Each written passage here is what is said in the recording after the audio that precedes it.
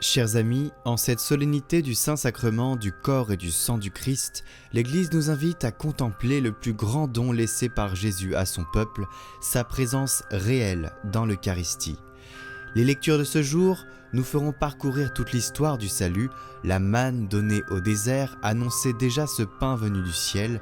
Saint Paul nous rappelle que le même pain fait de nous un seul corps, et dans l'Évangile, Jésus révèle que sa chair est la vraie nourriture et son sang la vraie boisson pour la vie du monde.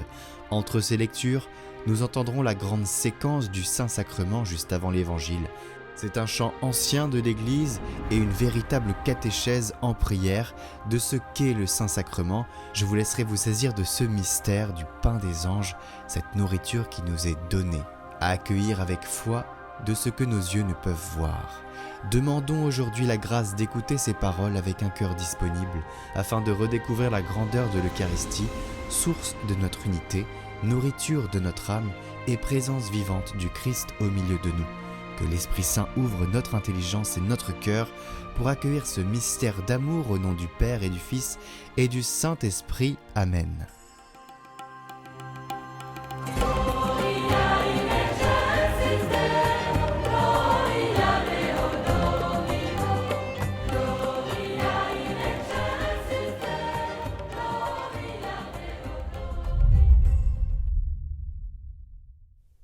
Lecture du livre du Deutéronome.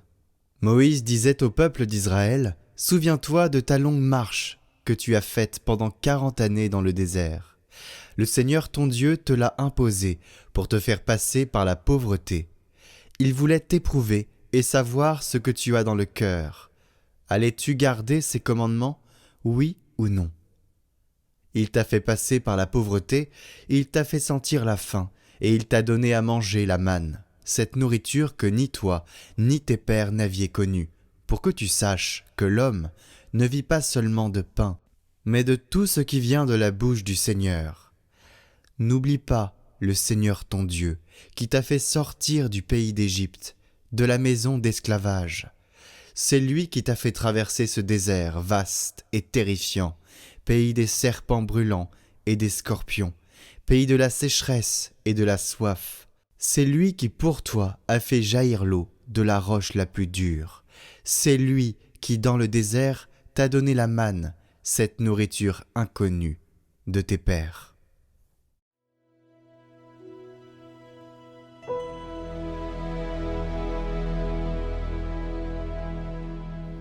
Glorifie le Seigneur, Jérusalem. Glorifie le Seigneur, Jérusalem. Célèbre ton Dieu ô Sion. Il a consolidé les barres de tes portes, dans tes murs il a béni tes enfants. Il fait régner la paix à tes frontières, et d'un pain de froment te rassasie. Il envoie sa parole sur la terre, rapide son verbe la parcourt. Il révèle sa parole à Jacob, ses volontés et ses lois à Israël. Pas un peuple qui l'ait ainsi traité, nul autre n'a connu ses volontés. Glorifie le Seigneur, Jérusalem.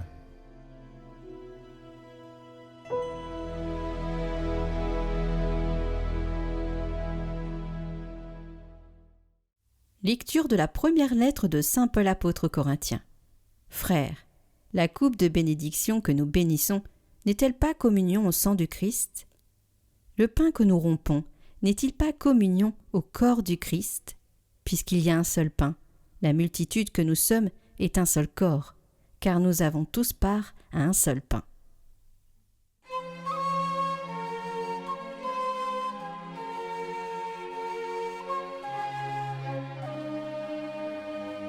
Loue au Sion ton Dieu sauveur, bénis ton chef et ton pasteur, par des hymnes et par des chants.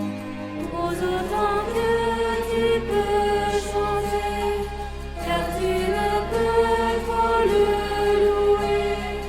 Il dépasse toute voix, car le pain qui nous fait vivre, en ce jour pour nous convive, est l'objet de notre chant. Pas offert au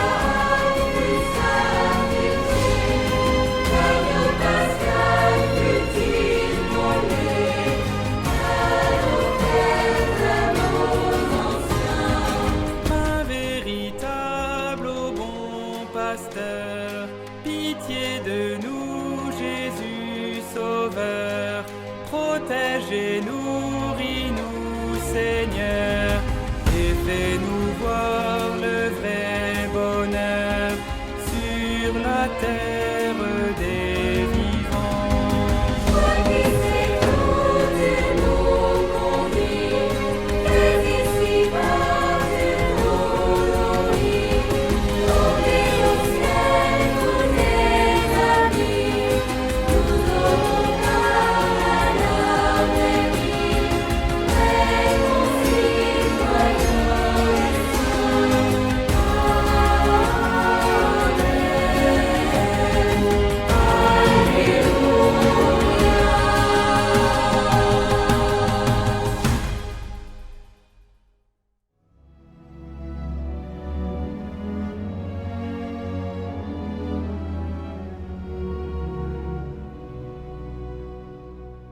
et Évangile de Jésus-Christ selon saint Jean. En ce temps-là, Jésus disait à la foule : « Moi, je suis le pain vivant, qui est descendu du ciel. Si quelqu'un mange de ce pain, il vivra éternellement. Le pain que je donnerai, c'est ma chair, donnée pour la vie du monde. » Les Juifs se querellaient entre eux. « Comment celui-là peut-il nous donner sa chair à manger ?» Jésus leur dit alors : « Amen, amen, je vous le dis. Si vous ne mangez pas la chair du Fils de l'homme, et si vous ne buvez pas son sang, vous n'avez pas la vie en vous. Celui qui mange ma chair et boit mon sang a la vie éternelle. Et moi, je le ressusciterai au dernier jour. En effet, ma chair est la vraie nourriture, et mon sang est la vraie boisson. Celui qui mange ma chair et boit mon sang demeure en moi, et moi, je demeure en lui. De même que le Père qui est vivant m'a envoyé, et que moi je vis par le Père, de même celui qui me mange, lui aussi vivra par moi. Tel est le pain qui est descendu du ciel. Il n'est pas comme celui que les pères ont mangé. Eux, ils sont morts. Celui qui mange ce pain vivra éternellement.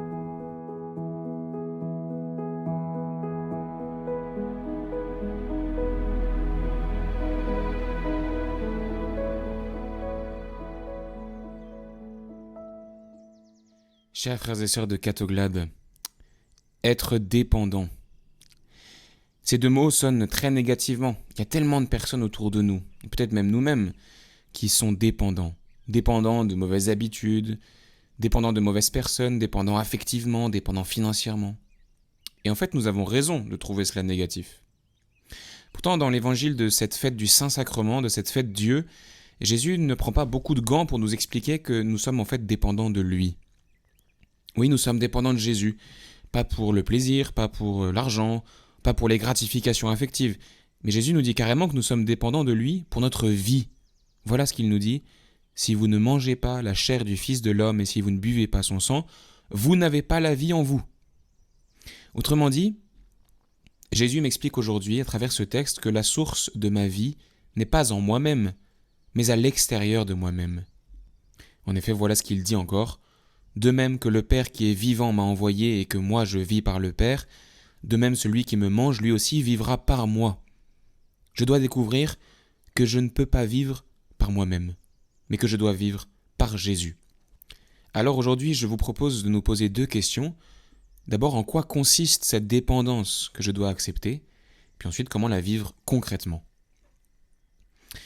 Alors cette dépendance, c'est une vérité qui en fait est inscrite dans nos cœurs depuis notre création, depuis l'aube de l'humanité, depuis Adam et Ève, avant même le péché originel. Oui, souvenons-nous, dans le jardin d'Éden, il y a l'arbre de la connaissance du bien et du mal, c'est vrai, mais il y en a un autre d'arbre qu'on oublie souvent, l'arbre de la vie. Et cet arbre de la vie, Adam et Ève y avaient libre accès. Ils pouvaient y aller librement pour y puiser leur vie. C'est donc en tant qu'être humain que Dieu a voulu nous créer ainsi. C'est inscrit au plus profond de mon cœur. Je ne peux pas vivre seulement par moi-même. J'ai besoin de cet arbre de vie. J'ai besoin que ma vie me soit donnée d'ailleurs. Et précisément, le péché est venu nous couper de cette source de vie, de cet arbre de vie. Parce que Adam et Ève, et puis avec eux, chacun d'entre nous, semble condamné à errer dans un monde désertique où rien ne peut combler cette faim et cette soif de vie. Le jardin et avec lui l'arbre de vie sont inaccessibles. On pourrait résumer le péché de cette manière-là. À force de ne pas accepter que je dépends de Dieu, je finis par dépendre de choses dont je ne devrais pas dépendre. Et tout l'Ancien Testament est comme une longue pédagogie de Dieu pour remettre les choses à leur place, nous apprendre à dépendre de lui, pour que justement nous ne dépendions pas d'autre chose, et donc que nous soyons vraiment libres. Dans la première lecture, nous avons une magnifique étape de cette longue pédagogie, lorsque Dieu fait cheminer son peuple dans le désert, pour que, nous dit le Deutéronome, il puisse expérimenter la pauvreté et la faim, et qu'il découvre qu'il ne vit pas seulement de pain, mais de toute parole qui sort de la bouche de Dieu. Jésus vient apporter son comble à la révélation biblique qui s'était déployée tout au long des prophètes et tout au long de l'Ancien Testament. Jésus vient rappeler que l'homme ne vit pas seulement de pain et de toute parole qui sort de la bouche de Dieu, mais il va encore plus loin. Il nous révèle qu'il est lui-même cette nourriture dont nous avons besoin, qu'il est lui-même la source de notre vie. Personnellement, je suis défaillant, tellement défaillant même que je vais mourir. Et c'est bien la preuve que la source de ma vie n'est pas en moi. Mais Jésus, lui, est la source de ma vie, et il se donne dans son corps et dans son sang. Et c'est une source infaillible, une source intarissable. Tellement intarissable que quand je ne pourrai plus rien pour moi-même, lorsque je serai mort, c'est lui qui viendra me ressusciter. Je ne pourrai plus rien pour moi-même, je ne pourrai pas me ressusciter moi-même. Mais lui viendra, parce qu'il est cette source de la vie qui est extérieure à moi-même et dont j'ai besoin. Voilà ce que nous dit Jésus, celui qui mange ma chair et boit mon sang a la vie éternelle, et moi, je le ressusciterai au dernier jour. Voilà donc en quoi consiste cette dépendance vis-à-vis de Jésus. Il est lui-même l'arbre de vie. Il est lui-même la source de la vie à laquelle nous devons puiser jour après jour de manière persévérante, sans nous lasser, sans nous décourager. Alors concrètement maintenant, comment vivre cette dépendance dans notre vie quotidienne ? Eh bien à la faveur de cette fête du Saint-Sacrement, il est bon de nous rappeler un commandement de l'Église. Il n'y en a pas beaucoup des commandements de l'Église, mais celui-ci est d'une particulière importance. Venir à la messe tous les dimanches. Pourquoi est-ce que l'Église apporte tant d'importance à l'Eucharistie et à cette messe du dimanche ? Pourquoi est-ce qu'elle enseigne que c'est un péché grave de ne pas y aller tous les dimanches ? Eh bien tout simplement parce que aller à la messe du dimanche, ça n'est pas seulement cocher une case, obéir à une obligation. Non, aller à la messe, c'est aller prendre le fruit sur l'arbre de vie. C'est aller puiser à cette source de vie qui est extérieure à moi-même. Et c'est un péché grave de me laisser mourir intérieurement. Or, quand je ne vais pas à la messe, c'est exactement ce que je fais. Pourtant, l'Éden m'a été rouvert par Jésus. Le jardin avec l'arbre de vie m'a été rouvert. Adam et Ève eux-mêmes en auraient rêvé. Et pourtant, lorsque je ne vais pas à la messe du dimanche, c'est comme si je refusais d'entrer dans ce paradis qui pourtant m'a été rouvert, et que je refusais d'aller me nourrir à cet arbre de vie dont j'ai pourtant tellement besoin pour vivre intérieurement. Et puis c'est aussi un péché parce que ce serait signifier à Jésus, ne pas aller à la messe le dimanche, ce serait signifier à Jésus que le don de sa vie finalement ne m'importe pas. C'est comme si je dédaignais de venir à un repas un peu exceptionnel préparé par quelqu'un qui m'aime beaucoup, par ma mère ou par un proche, soi-disant parce que j'aurais la flemme ou parce que j'aurais mieux à faire. Ce serait grave de faire ça, et pas seulement parce que ce serait désobéir à une règle, mais surtout parce que j'aurais refusé l'amour de la personne qui me prépare ce repas. Je l'aurais même un peu méprisé, piétiné. Eh bien, c'est ce que je fais lorsque je ne viens pas à la messe du dimanche. Et en réalité, je fais même un peu plus. Parce qu'à la différence d'un proche qui m'aimerait beaucoup, qui me préparerait un repas, ce ne serait pas sa propre vie qu'il aurait mis dans ce repas. Et pourtant, c'est ce que Jésus met dans l'Eucharistie. C'est ce que Jésus me donne dans cette messe du dimanche. Il met sa propre vie. Il se donne lui-même en nourriture. Le repas, c'est lui. Et nous savons ce que lui a coûté ce repas. Il lui a coûté d'aller sur la croix pour chacun d'entre nous. Alors oui, chers frères et sœurs, ce commandement de la messe du dimanche n'est pas démodé, il n'est pas dépassé, il est plus que jamais d'actualité. Précisément parce que notre société nous pousse à dépendre de tant et tant de choses qui ne sont pas Dieu. Il nous pousse à dépendre de tant et tant de choses qui nous avilissent, qui nous rabaissent, alors que Dieu nous a créés pour tellement plus grand. Alors oui, nous avons besoin de venir nous nourrir à cette source de vie, à cet arbre de vie, de recevoir cette vie même de Jésus, pour que nous puissions, comme le peuple hébreu dans le désert, comprendre, à travers notre pauvreté, que l'homme ne vit pas seulement de pain, mais de tout ce qui vient de la bouche du Seigneur. Mieux encore, que nous puissions comprendre avec notre cœur que, comme le dit Jésus, si nous ne mangeons pas la chair du Fils de l'homme, si nous ne buvons pas son sang, nous n'avons pas la vie en nous. Chers frères et sœurs de Catoglade, que cette fête du corps et du sang de Jésus-Christ, cette fête du Saint-Sacrement, nous apprenne à dépendre de Dieu, nous apprenne à trouver notre source de vie en lui. Jésus nous a tout donné dans son Saint-Sacrement. Il s'est donné lui-même, puisqu'il est notre vie. Alors prions avec saint Thomas d'Aquin et ses paroles de l'Adorothée dévotée, cet hymne magnifique composé en l'honneur de l'Eucharistie.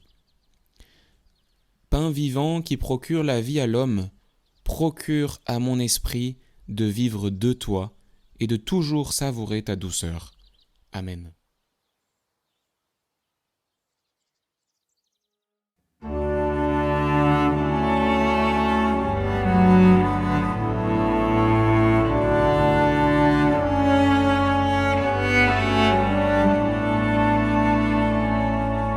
Voici le corps et le sang du Seigneur, la coupe du salut et le pain de la vie. Dieu immortel se donne en nourriture, pour que nous ayons la vie éternelle. Au moment de passer vers le Père, le Seigneur prit du pain et du vin,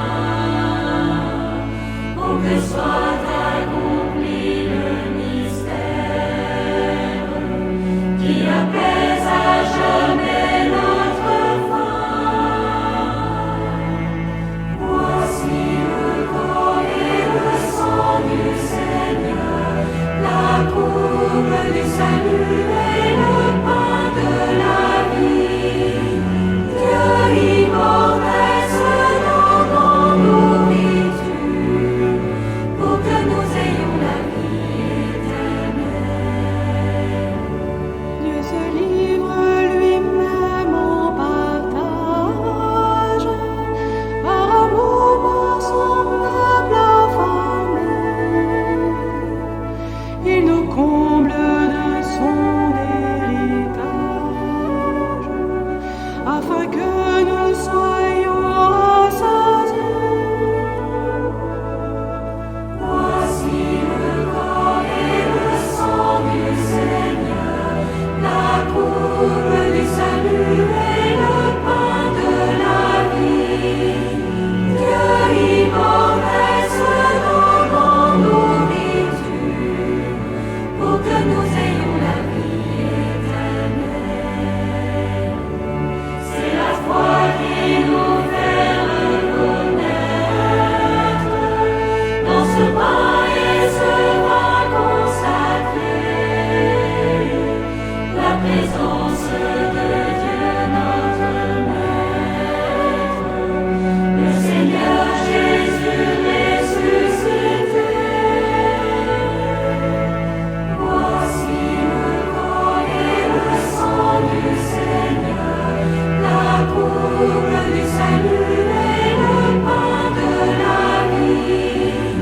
Dieu immortel se donne en nourriture, pour que nous ayons la vie éternelle.